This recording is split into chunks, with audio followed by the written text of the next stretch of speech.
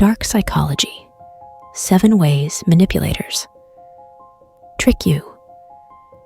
In the Dictionary of Power Dynamics, dark psychology is defined as the use of psychological principles in ways that harm the target. There's a lot of interest in dark psychology around the web, but there is not much good information. This video is here to clarify and explain what dark psychology is, what it's not, and how it's deployed for manipulation purposes. What's dark psychology?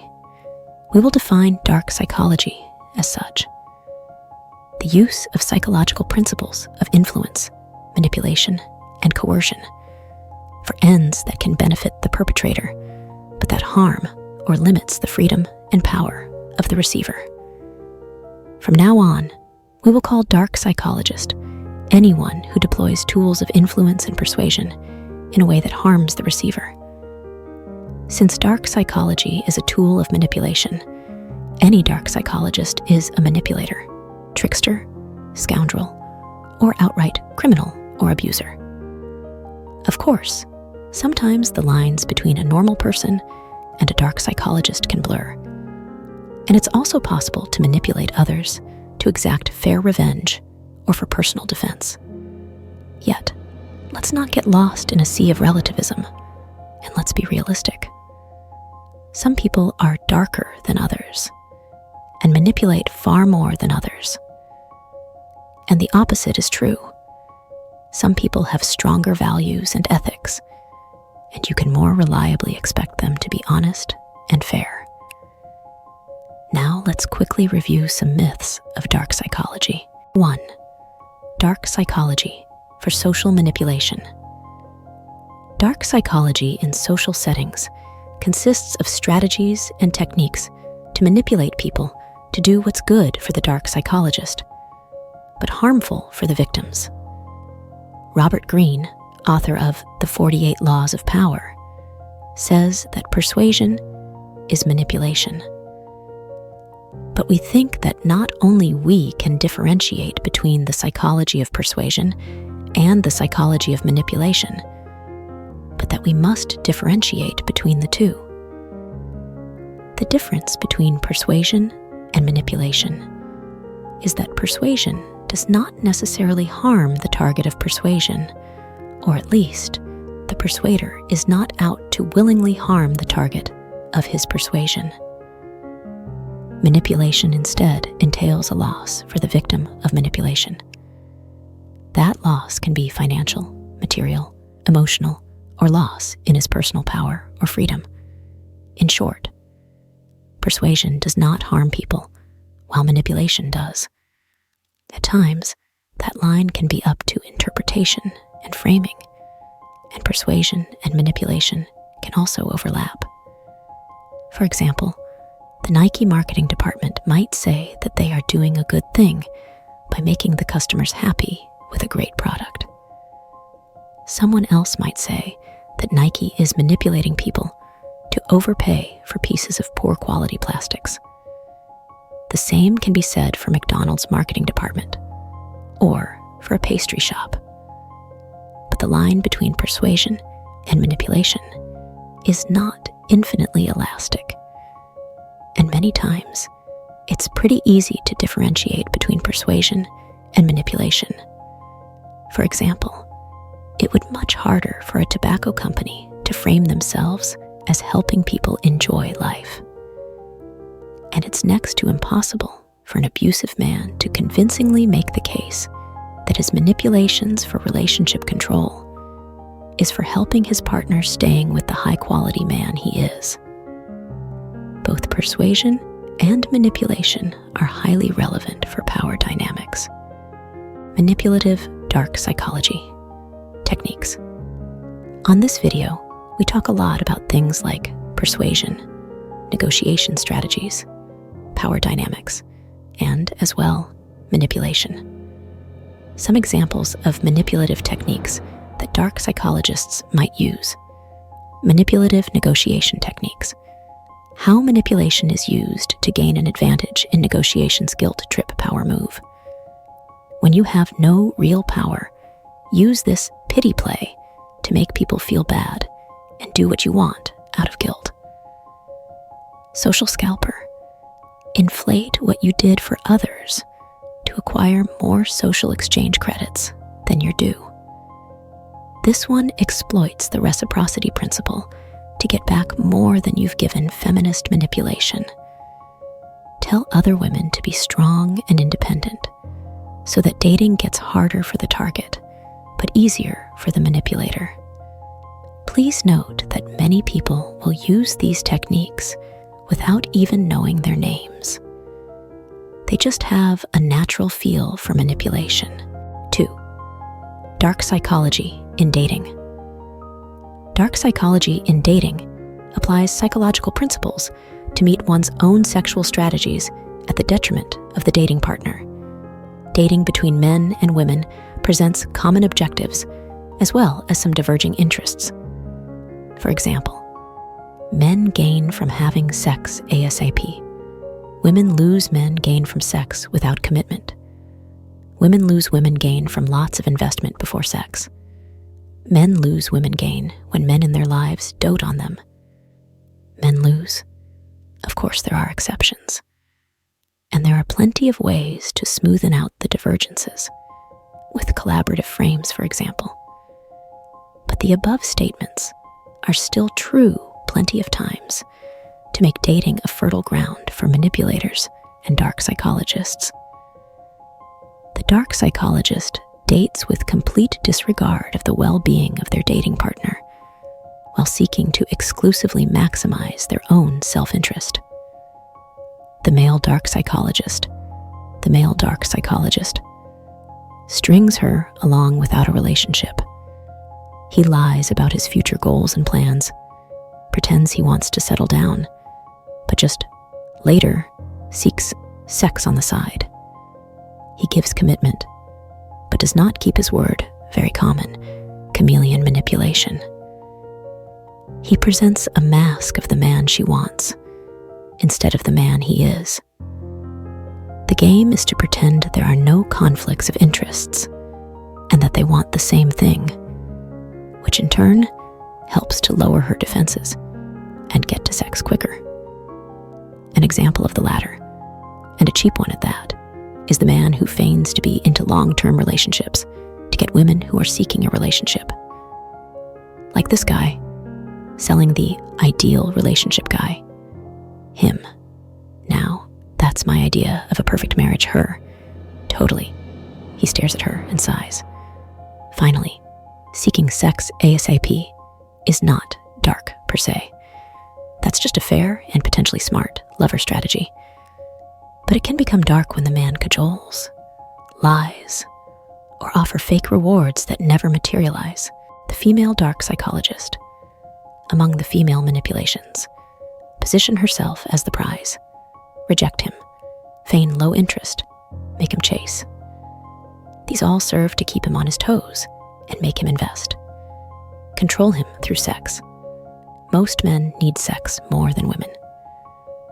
And some women use sex, dispensed as a reward or withhold as punishment, to get what they want. She always tried to how to make him crazy and how to mindfuck a guy. That should tell you a lot about women who seek to use sex to keep men around. 2.1 Dark psychology in seduction. Be especially careful of least common but far more dangerous dark psychology in seduction. This is how we define dark psychology in seduction. Dark psychology in seduction seeks bonds and attachments based not on mature love and affection, but on traumatic bonds that leverages or creates psychological wounds. Some examples include regression seduction, seduction through mother-father roles, judge seductions. The individual frames himself as superior and makes the partner chase for his approval. Traumatic bonding. The individual makes their partner attached through physical and/or emotional abuse. Emotional roller coaster bonding.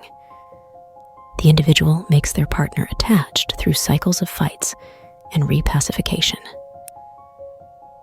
Control through personal kinks.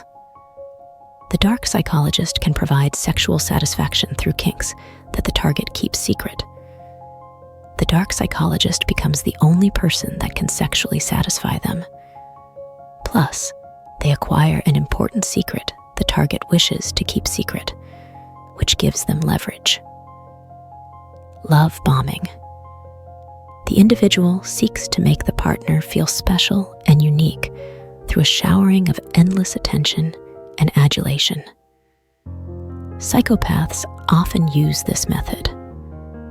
Some of these techniques are sometimes deployed subconsciously, and sometimes they are even the natural consequence of an individual's psychological makeup, as it's the case with the anxious avoidant attachment, for example. But some other times, they are premeditated. Love bombing, for example, tends to be more premeditated. 3. Dark psychology in relationships. Dark psychology in relationships applies psychological principles to gain power and control one's partner.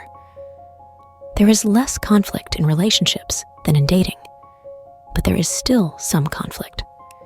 For example, each partner can gain by keeping one nominally committed relationship, with all the sexual and emotional benefits that entails, while also seeking more sex on the side. And that's why cheating exists. It can pay off. Psychological tools of female control. Women naturally deploy a set of very specific, dark, psychological tools to control their men. Gaslighting and crazymaking, including a pattern of win-loses, power hoarding, and low-quality behavior that some people also deploy in friendships and business partnerships. Males' techniques for mate control. Men more than women gain from controlling their partner, so they deploy a set of both physical and psychological tools to guard their partners. These range from outright abuse to jealous controlling, to shaming techniques, to lowering her self-esteem so that she is more dependent on him. The psychopath's control tools, which include devaluation, operant conditioning with punishment, reward drama to induce cycles of positive and negative emotions, fear of abandonment to make the partner submit, dread game. 4. Dark psychology in politics. Dark psychology in politics consists of techniques of propaganda and political debating designed to negatively frame one's opponent, influence voters, and induce citizens to abandon individualistic behavior in favor of the collective. There are many levels of political dark psychology, and we can separate them into two major groups: during campaigns and in office. In democracies, these two phases can overlap, since politicians in power are still campaigning for the next elections. But even in democracies, you can still notice a marked switch from campaign to office. Here is a quick difference. During campaigns, frame the opponent as ineffective and unworthy. Frame the current state as hopeless. Frame yourself as the man to fix the situation. In extreme situations, make up an enemy and paint yourself as the right person to destroy that enemy. Once in power, frame the status quo as positive. Take personal credit for things going well. Find scapegoats for things going poorly. Foster ideals of nationalism to drop rational selfishness in favor of the group, which ultimately benefits the politicians who lead those groups. The last stage is common in many groups. Government officials indeed can be seen as group leaders. And in the case of extremist governments, despots act the same way as cult leaders and hate groups leaders act, using the same principles of dark psychology. That includes making up enemies, increasing group cohesion through extremist values and religious zealot, stoking fears and framing oneself as the only one to effectively tackle the danger, stoking anger as a diversion tactic. Funny, eh? Same exact society, but two specularly opposite way of framing it to keep the group loyal. Make up a big, huge enemy that can only be fought as a group. See the feminists with the patriarchy, or the red pill with feminized society. When people perceive a big external enemy, they will want to seek refuge in the group. More dark psychology techniques in groups are fostering group superiority over the individual. Humanist and enlightened ideals of individualism and personal freedom are a threat to group leaders. They seek, instead, to prioritize the group over any individual. The more people sacrifice themselves for the group, the more power they have. Dissolving members' ego with the group. The more members identify with the group, the more power the group and the group leader will have on its members. Fusing the group with the leader. The last stage of dark psychology is for the leader to embody the group. That way, he can reach total control over its members. At that point, there is no group anymore, just the leader and its followers who are in it for the leader. 5.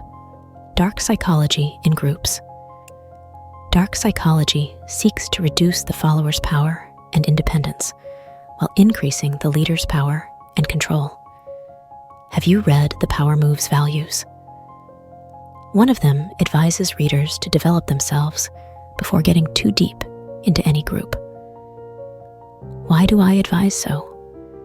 Because most group leaders want to decrease his members' power and independence while increasing their power and influence over those same group members. To make people more dependent on the group leaders will deploy several tactics of dark psychology, including make people's problems appear as bigger than they actually are, so people believe they will need the group and group leader to solve them. Ridicule, disempower, or exclude discording voices. Cult leaders seek to cut out all discordant opinions. Since that's rarely possible, group leaders frame any discordant voices as idiotic, uninformed, or manipulative. Funny, eh? So that they can inoculate their effect and keep followers loyal to the group's diktats and dogmas. For example, don't listen to the femininized society, that's what manosphere groups say. Don't listen to the patriarchal society, that's what feminist groups say. 6. Dark psychology in war. Dark psychology seeks to instill terror, to mentally dominate or unsettle the enemy in a way that will handicap its fighting ability, and, ideally, to make their fight and resistance seem futile. Manipulative communication during war frames the enemy as barbaric and brutal, and spreads that view as widely as possible.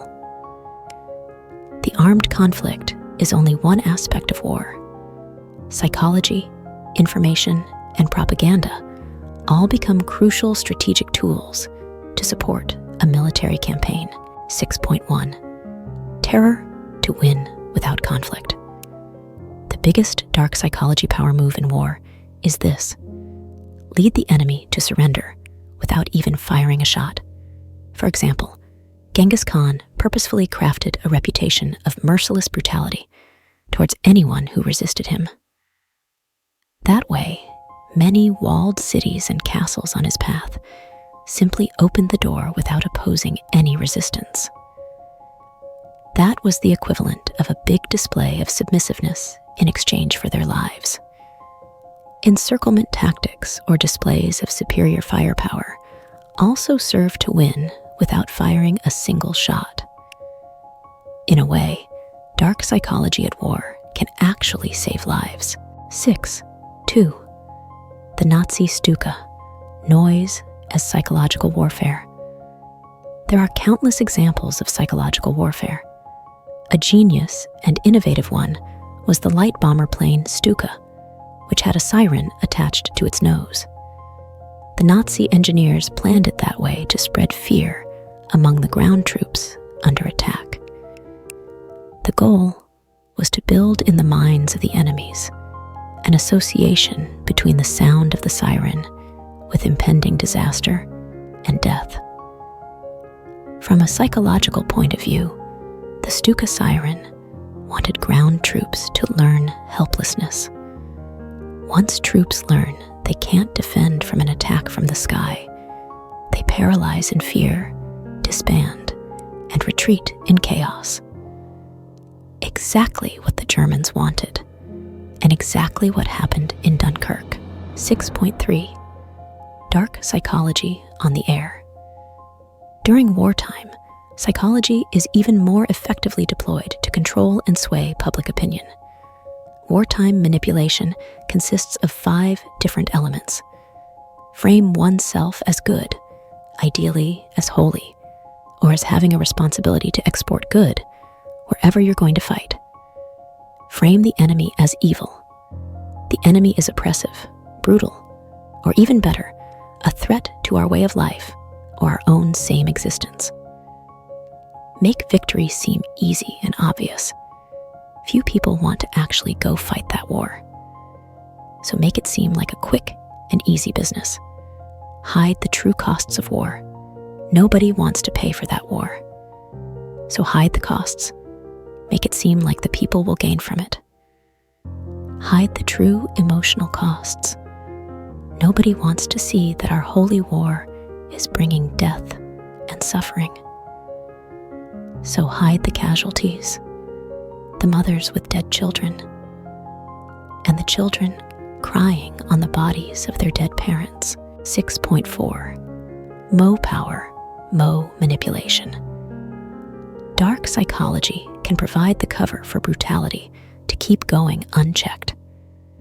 Countries with bigger budgets engage in dark psychology to control what the world thinks of their wars.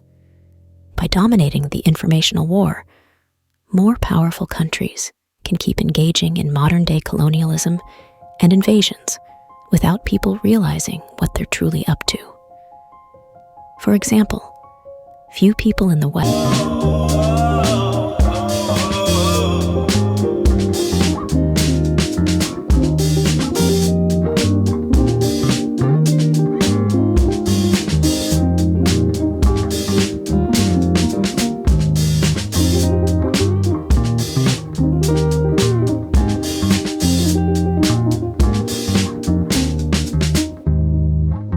7.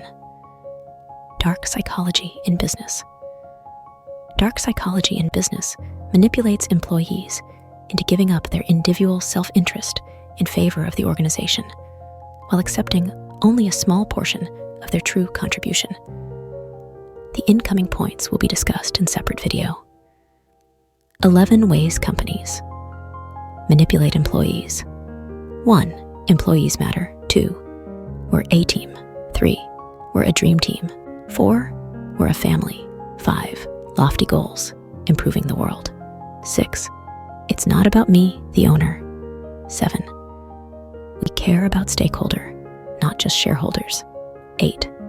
We win together or lose together. 9. We work hard, play hard. 10. We are driven by values. 11. We make an impact, build a legacy with us. Summary about dark psychology.